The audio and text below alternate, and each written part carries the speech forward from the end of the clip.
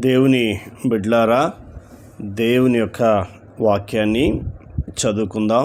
కీర్తన గ్రంథము 63వ అధ్యాయము 5వ వచనము నుండి 8వ వచనం వరకు చదివి ధ్యానించుకుందాం. క్రొవ్వు మెదడు నాకు దొరుకునట్లుగా నా ప్రాణము తృప్తి పొందుచున్నది.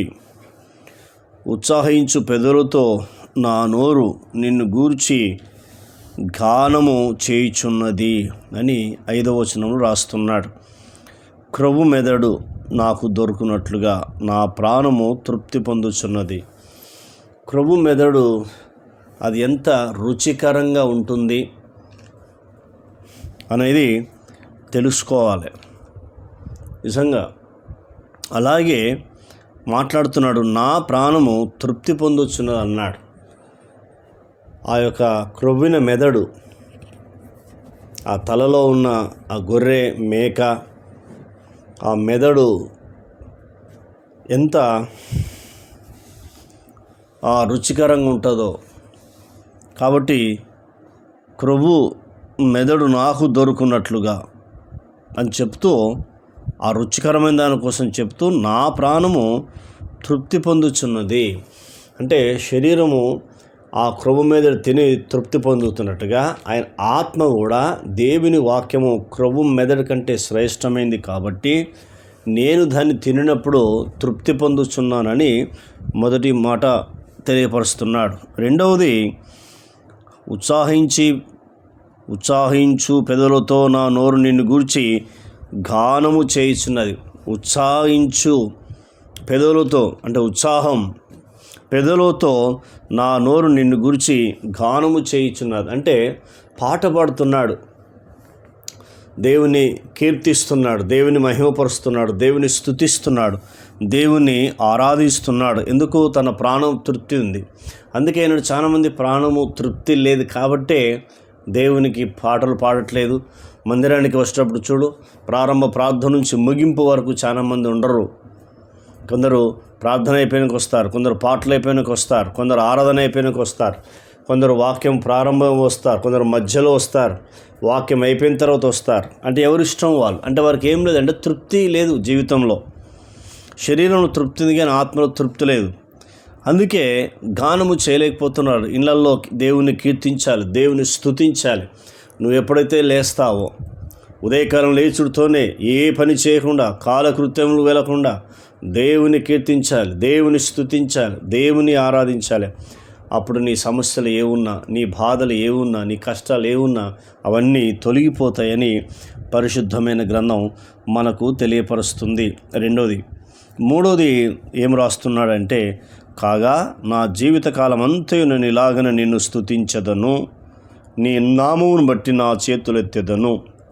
అంటే జీవితకాలం అంతయో నేను ఇలాగ నేను స్తుతిస్తాను అని తీర్మానం చేసుకుంటున్నాడు. మరి నువ్వు కూడా జీవితకాలం అంతయు ప్రభుని స్తుతిస్తున్నావా?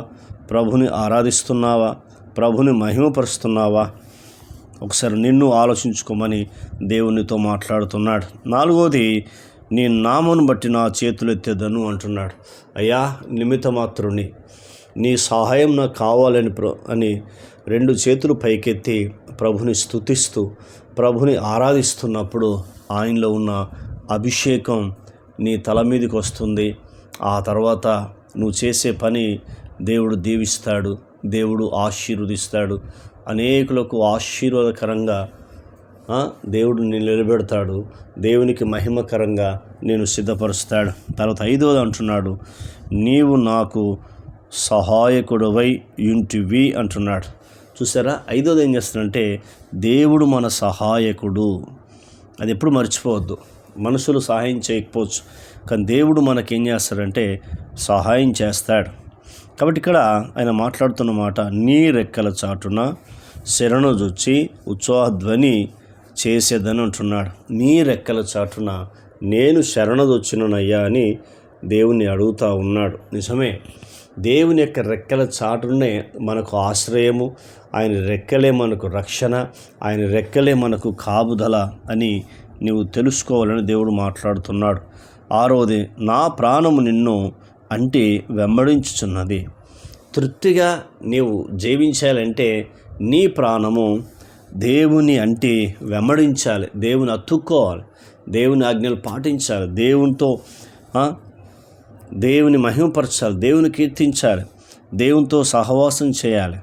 తర్వాత 7వది, నీ కుడి చెయ్యి నన్ను ఆదుకొనుచున్నది. దేవునికి స్తుతి మహిమ కలుగునుగాక. ఆమేన్. చూసారా, ఆయన మాట్లాడుతున్న మాట, నీ కుడి చెయ్యి నన్ను ఆదుకొనుచున్నది. రాజైన దావీదు గారు, దేవుడు అతనితో ఉన్న, దేవుడికి అతనుకున్న సహవాసం, బంధుత్వం ఎంత గొప్పదో చూడు.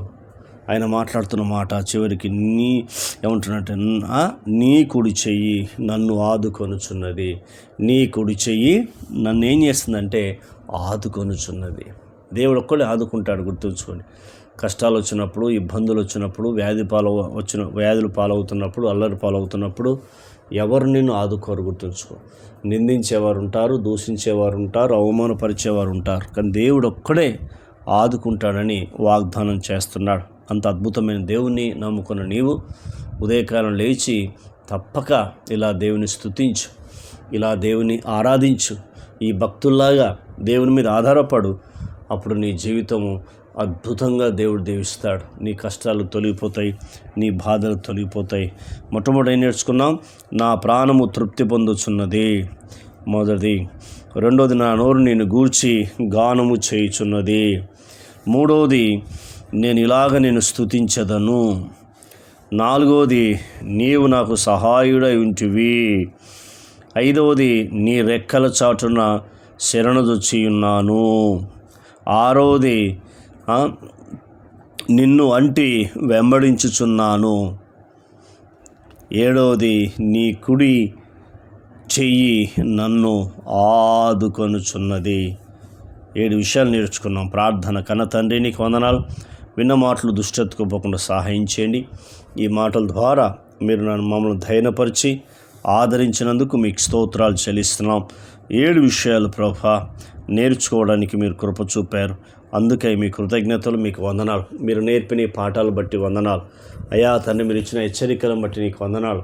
ఆదరణతో కూడిన వాక్యాన్ని బట్టి మేము స్తుతిస్తున్నాం, మిమ్మల్ని ఘనపరుస్తున్నాం. ఎలా స్తుతించాలి, ఎలా మిమ్మల్ని మహింపరచాలో మాకు అనేకమైన విషయాలు నేర్పించినందుకు మీకు కృతజ్ఞతలు, స్తోత్రములు, వందనములు చెల్లిస్తూ యేసుక్రీస్తు నామంలో అడిగినవన్నీ పొందుకున్నాం తండ్రి.